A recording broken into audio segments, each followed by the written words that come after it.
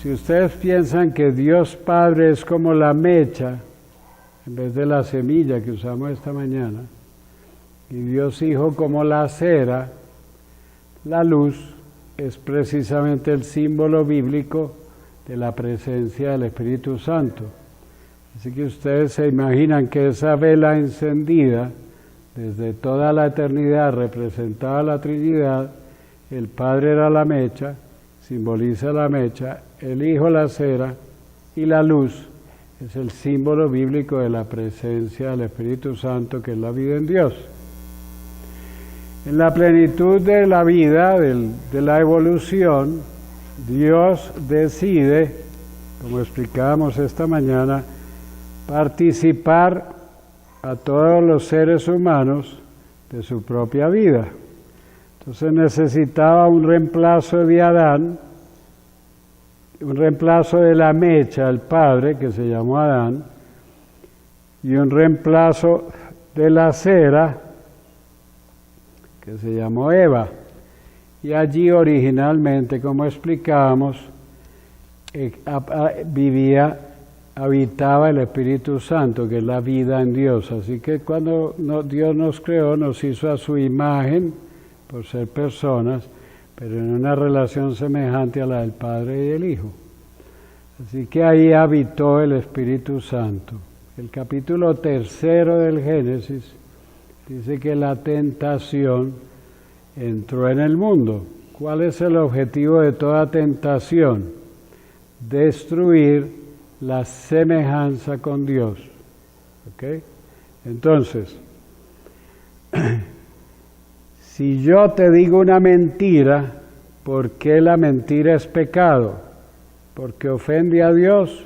No, porque destruye la presencia del Espíritu Santo, destruye la semejanza con Dios. Así que no sabemos lo que sucedió entre Adán y Eva, pero el hecho fue que lo que sucedió fue que perdimos la vida. Todos nos iban a enterrar como perros o gatos o caballos o cualquier animal, ¿verdad? No teníamos perennidad, nos iban a enterrar como cualquiera en el ínferis, en la tierra como cualquiera, no podíamos resucitar, ya perdimos la vida. ¿Qué quiere decir eso? Pues que Dios tenía dos opciones y después de 4.500 años, después más o menos desde que se calcula desde Adán y Eva hasta la venida de Cristo, 4.500 años, nadie se podía salvar. ¿Qué significa salvar? Cuando ustedes tienen un documento en una computadora y quieren guardarlo, ustedes ponen, en inglés se dice save. To save es salvar. Salvar es guardar del olvido. Así que hasta por 4.500 años todos quedamos en el olvido. Nos enterraron y nos volvimos polvo y volvimos al polvo y nos quedamos, no había memoria histórica nuestra. Así que en la plenitud de los tiempos, por decirlo así, dijo Dios, tengo dos opciones, o volver a empezar la creación de otros 4.500 años, o hagamos redención, reemere, volvámosle a comprar al hombre, eso significa reemere, volver a comprar, volvámosle a comprar al hombre la posibilidad de que no queden en el olvido, que puedan participar de la resurrección de Cristo. ¿Qué es lo que hace? El Hijo, la única manera de volver a restablecer esa cosa es o empezar de nuevo, que sería la tentación le ganó a Dios, o que Dios enviara a su Hijo. Entonces necesitaba, el Hijo era la cera, aquí Jesús es la cera, necesitaba un reemplazo del Padre, que fue María. Entonces la relación por eso José a los 12 años, que era la mayoría de edad de Jesús, ya José desaparece, y son Jesús y María el nuevo Adán y la nueva Eva. ¿Qué fue lo que hicieron ellos? Que vivieron por 30 años sin romper la relación entre ellos, sin pecar, porque ellos los dos eran conscientes de que lo importante era la vida, era la relación, lo que estamos viendo ahora. El día del bautizo, el Padre le dice a Jesús: ya estoy complacido de que dos seres humanos en la tierra vivan como nosotros en el cielo. Ahora vaya a la siguiente etapa, a ser discípulos del reino. Por eso de los discípulos de Juan, Jesús empieza a hacer sus propios discípulos y no se dedicó a seguir bautizando como Juan, sino era a ser discípulos de ese reino de Dios, que es como la partitura de una obra musical donde todos, siendo completamente autónomos, cada uno tiene la misma nota y vamos a cantar esa presencia del Señor. ¿Qué sucede? Que la única manera de Cristo completar su redención era muriendo y resucitando. Como no había pecado, Cristo no tenía que morir.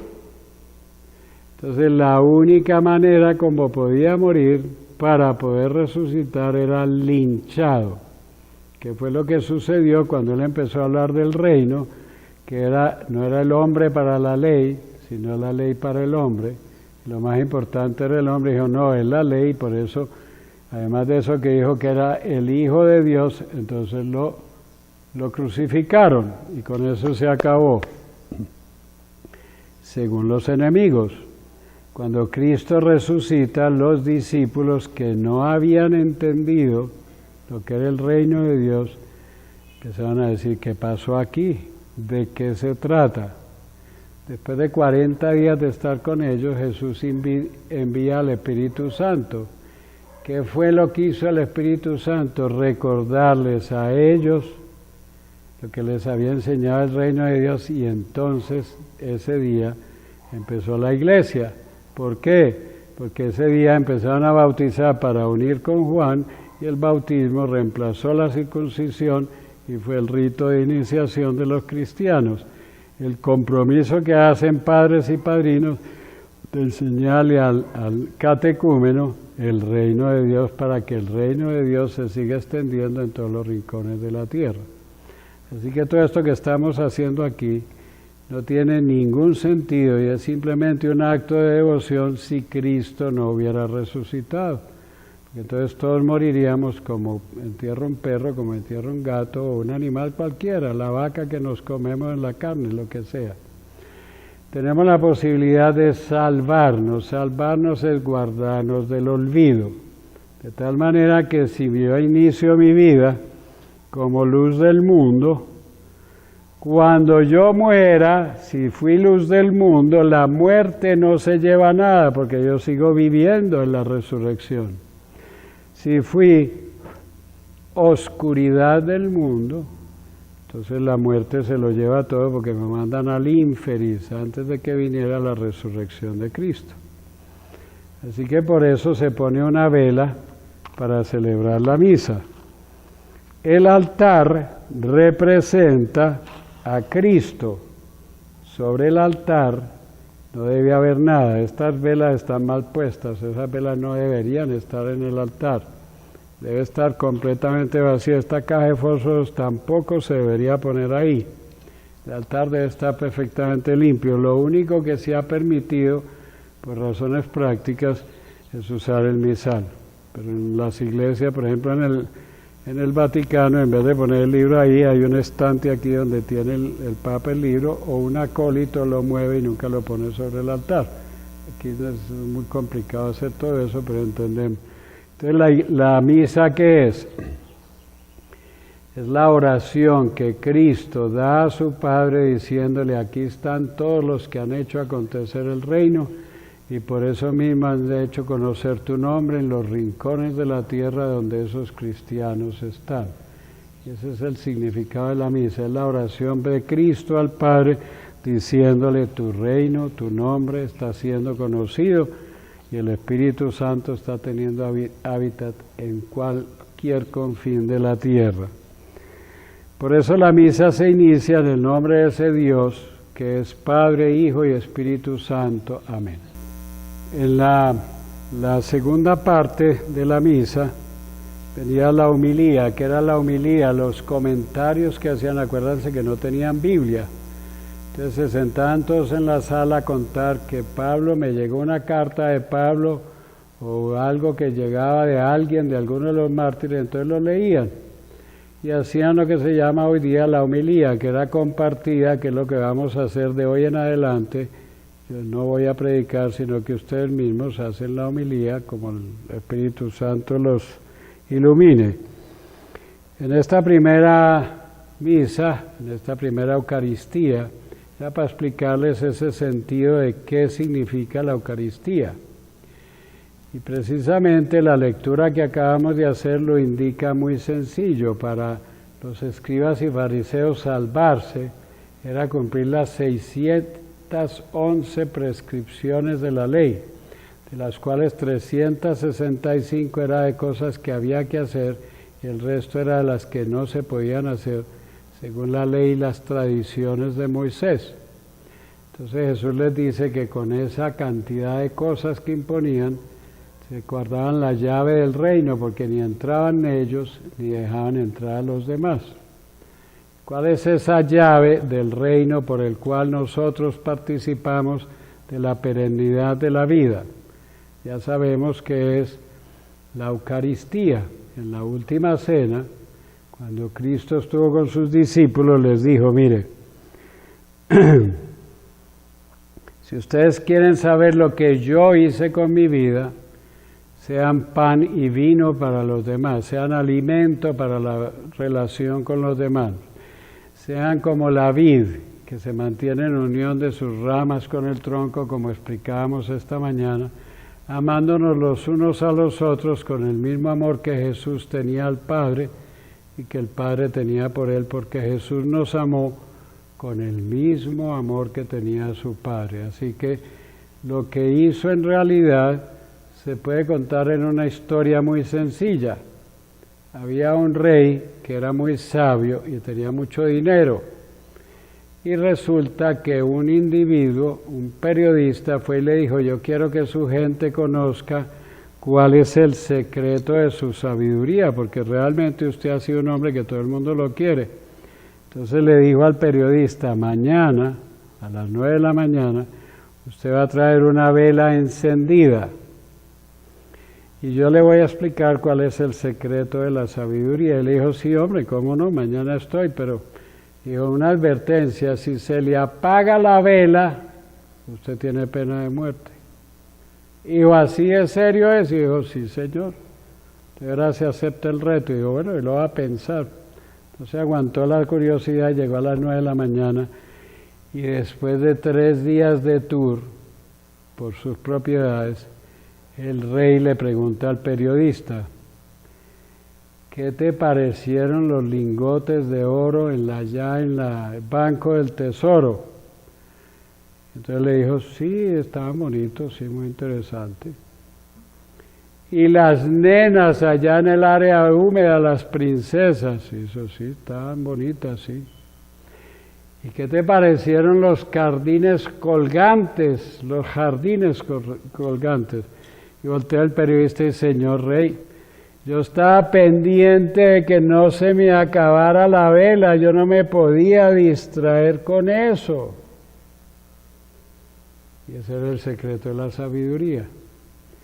Cuando Cristo se hizo hombre, lo único que le interesaba era replicar con todo el mundo, así fueran los discriminados por sexo, clase social, por color de piel, por no ser de los judíos, lo que fuera, con todo el que fuera excluido, con el mismo amor que tenía por su Padre. Como el Padre Celestial que hace llover sobre buenos y malos, justos e injustos, igualito, lo que hemos llamado más, incluyendo al enemigo. Por eso a la hora de morir dice, Padre, perdona a los que no tienen idea de lo que están haciendo. Son marionetas de la tentación. Así que cuando él llegó a la última cena le dijo, mire, ser luz del mundo lo que significa es ser pan y vino, ser alimento para la buena relación con los demás. En otras palabras, lo que no suma resta. Y restar es ser indigestión o purgante para los demás, así sea al enemigo. Y esa es la perfección del amor, mantener la relación con el enemigo sin buscar retaliación. ¿Ve? Entonces, los discípulos lo que hicieron fue ponerse a pelear de quién iba a ser el primero en el reino. Y entonces le dice usted de que pelean. Y dice, bueno, aquí a ver quién va a ser. Cuando venga el reino de Israel, ellos no entendieron el reino de Dios, sino que el reino de que Jesús hablaba era la restauración política del territorio de Israel para poder tener un rey. Entonces él, cuando los vio peleando, dice que quiera ser el primero entre ustedes y ser alimento para los demás, haga lo que yo hago. Cogió una toalla y se puso a lavarle los pies.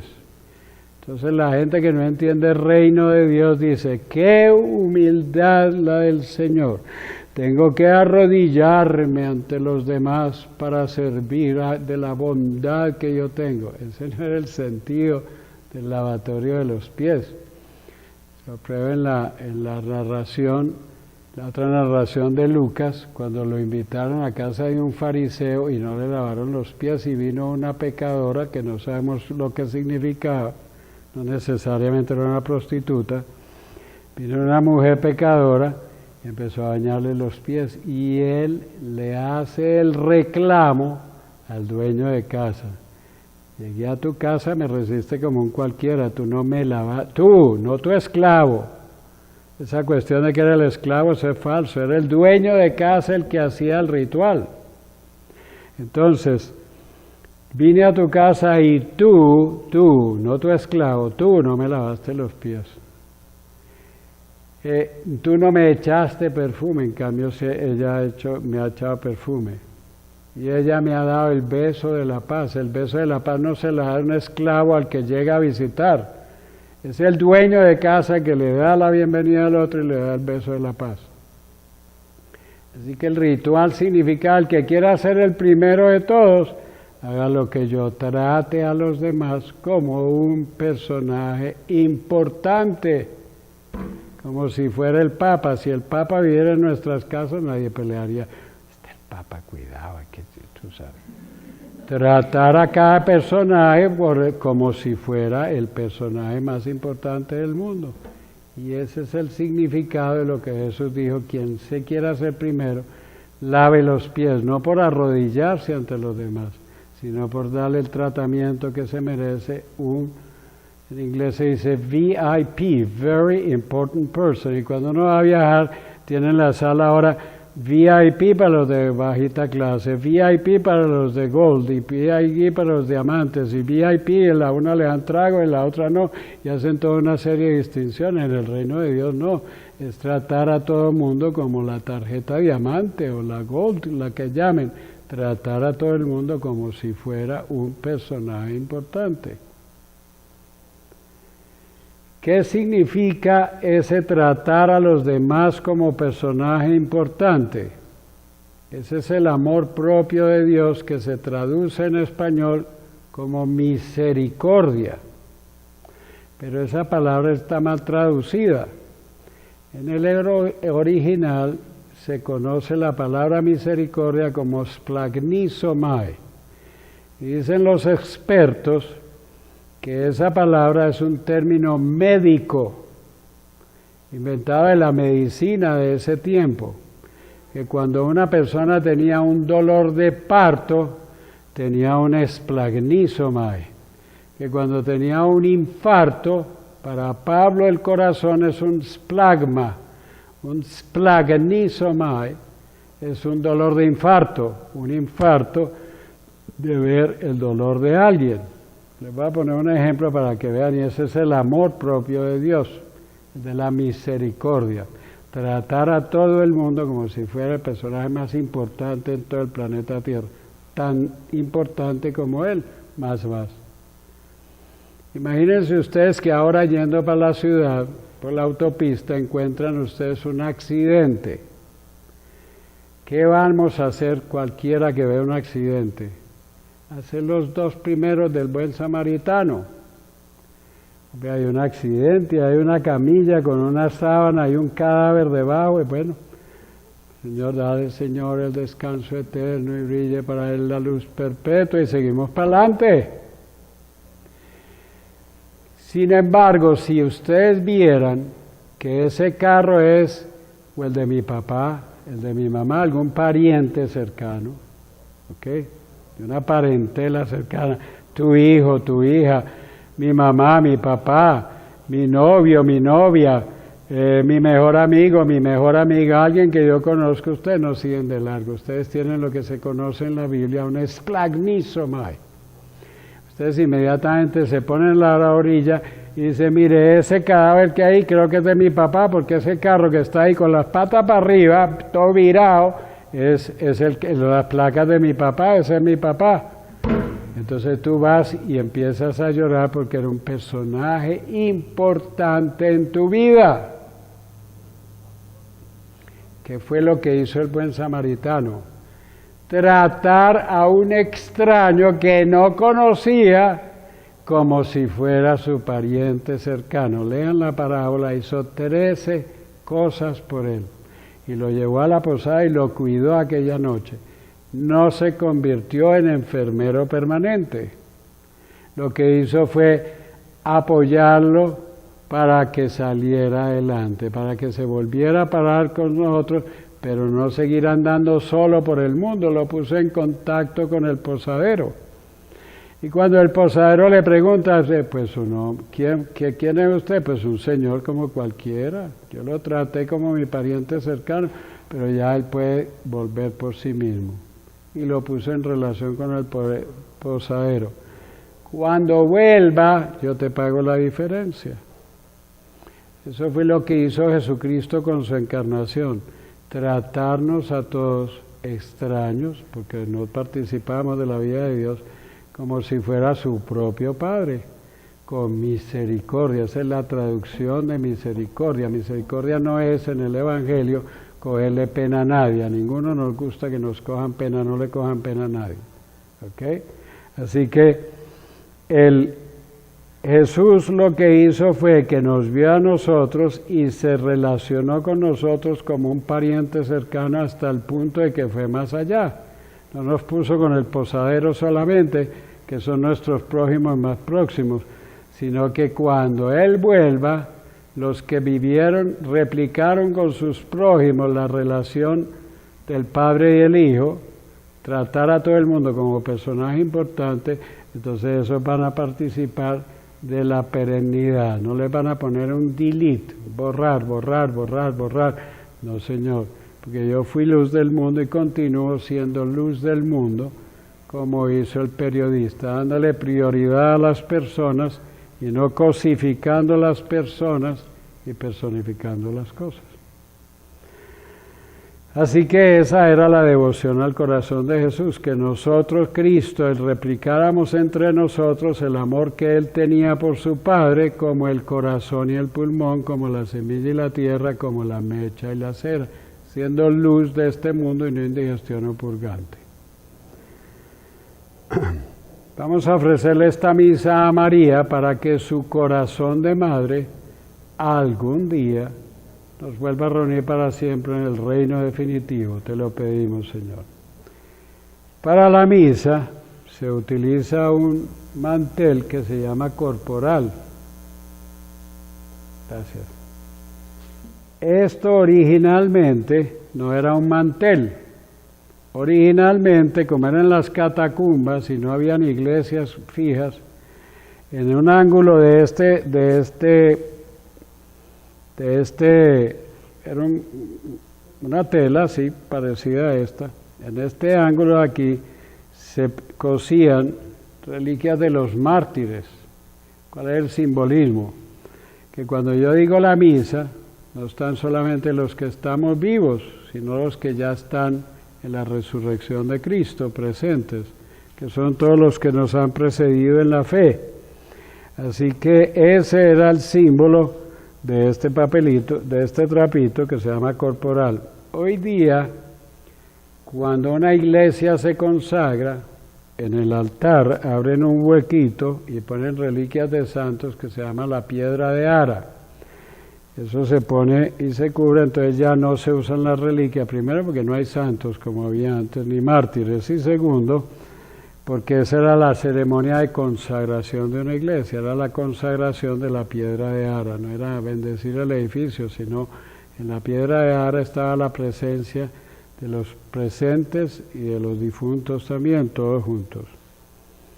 En la última cena, Cristo lo que dijo fue, sean alimento para la buena relación con los demás, no sean indigestión ni purgantes, sino una buena comida. El vino que es hecho por nosotros, los seres humanos, gracias, representa a la raza humana. El vino representa a la raza humana porque es hecho por nosotros. Y el agua que es natural, el 75% de la superficie del planeta Tierra, representa la divinidad. Y así como esta gotita de agua se une con el vino y nadie la puede separar, ni siquiera un químico, cuando Dios se hizo hombre en la persona de Cristo, nos hizo a todos su familia. Y nadie nos puede separar de ser familia de Dios, como ni un químico puede separar esa gotita de agua del vino. Eso es lo que significa la encarnación, una unión hipostática en el sentido de que somos familia de Dios por adopción. El Hijo es único, Jesús es el único, pero nosotros somos adoptados por Él y tenemos derecho a la misma herencia de Él. Señor Dios del universo, te bendecimos por este pan y este vino, fruto de la tierra, de la vida y del trabajo de los pobres de tu reino, haz que ellos sean para nosotros pan de vida y bebida de salvación. Oremos para que nuestra ofrenda ante el altar sea agradable al Padre todo bondadoso. Hagan esto en conmemoración mía, no es solamente decir las palabras, sino hacer. Así como pan fue la unión de los granos de trigo, y se convirtió en el cuerpo de Cristo, y este vino fue la unión de las gotitas de muchas uvas, y se convirtió en la sangre de Cristo. De igual manera nosotros hacemos acontecer el reino de Dios cuando prestamos nuestros cuerpos y nuestras sangres para que todos hagamos acontecer ese reino siendo alimento y no indigestión para los demás. Esos demás son nuestros prójimos, los más próximos, quienes viven o trabajan bajo el mismo techo, extensivo a los prójimos sin próximos, como la abuelita que vive sola en una casa, o los prójimos que no tienen techo, como los inmigrantes y los desplazados. Al no tener techo no tienen prójimos. Por eso decimos que este es el sacramento de nuestra fe en el reino de Dios. Siguiendo la recomendación que nos hizo el Señor, pidámosle que podamos vivir en la tierra como se vive en el cielo, donde todo el mundo se trata con cariño y nadie pelea por estupideces, para simbolizar que le vamos a meter el hombro a ese acontecer del reino de Dios. Vamos a hacer un círculo alrededor del altar y ponemos la mano en el hombro de quien esté a nuestro lado y rezamos juntos.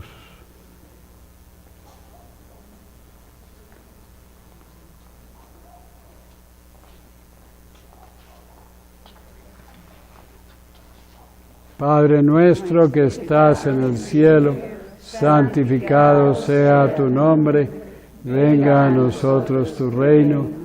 Hágase tu voluntad en la tierra como en el cielo. Danos hoy nuestro pan de cada día. Perdona nuestras ofensas, como nosotros perdonamos a los que nos ofenden. No nos dejes caer en la tentación y líbranos del mal. Amén. Líbranos, Señor, de todos los males y concédenos la paz en nuestros días, para que, ayudados por tu bondad, vivamos siempre libres de pecado y protegidos de toda perturbación, mientras esperamos la gloriosa venida de nuestro Dios y Salvador Jesucristo. Porque tuyo es el reino, tuyo es el poder y la gloria por siempre. Dice el Evangelio que al Señor lo reconocían en el partir del pan, porque al partir el pan, la unión de los granos de trigo se rompe como sucede entre nosotros. Originalmente fuimos creados para mantener la relación como la prioridad. Por la tentación rompimos la relación. Entonces, al romper el pan, lo que pasa se simboliza la ruptura de relación y la fragmentación de la vida, de nuestra sociedad, de nosotros entre nosotros. Si las relaciones no se hubieran roto, Dios no hubiera tenido que hacerse hombre en la persona de Cristo para restablecer la unión entre todos, de manera que seamos como originalmente una sola familia, un solo pan, un solo cuerpo, el cuerpo de Cristo, quien quiere mantenerse resucitado entre nosotros en la medida que cada quien sea pan y no indigestión para los demás. Y ese es el compromiso que hacemos al tomar la comunión. Es el compromiso que yo hago de ser alimento, mantener a Cristo vivo hasta que Él en persona vuelva. Por eso decimos que este es el Cordero de Dios que quita el pecado del mundo. Dichosos nosotros invitados a esta cena. Gracias te damos, Señor, por la penumbra de la noche y la claridad de la mañana, por el descanso, el alimento y el cariño que recibimos cada día. Ayúdanos a cumplir nuestro deber, a hacerlo cada día bien hecho y a crecer en el amor un poquitito más cada día, haciendo así tu reino una realidad visible entre nosotros. Por Cristo nuestro Señor. Amén. El Señor esté con ustedes. La bendición de Dios todo bondadoso, Padre, Hijo y Espíritu Santo, descienda sobre ustedes y permanezca para siempre. Amén. Acabo de recibir un correo electrónico de parte de Dios en que les manda decir que los quiere un montón, que es de gratis, sin IVA, y para los extranjeros en Colombia toda transacción bancaria paga 4 por 1000. Ese también está eliminado del amor de Dios. Tampoco hay que declararlo en la tablilla de impuestos. Y añade el correo de hoy que se acuerden que uno no puede forzar a nadie a que lo quiera, pero todos podemos querer y dejarnos querer, porque total nadie va a salir vivo de aquí, así que a dejarnos querer. La misa ha terminado, vámonos en la paz del Señor. Que la felicidad los atropelle sin tumbarlos. Muchas gracias por su compañía.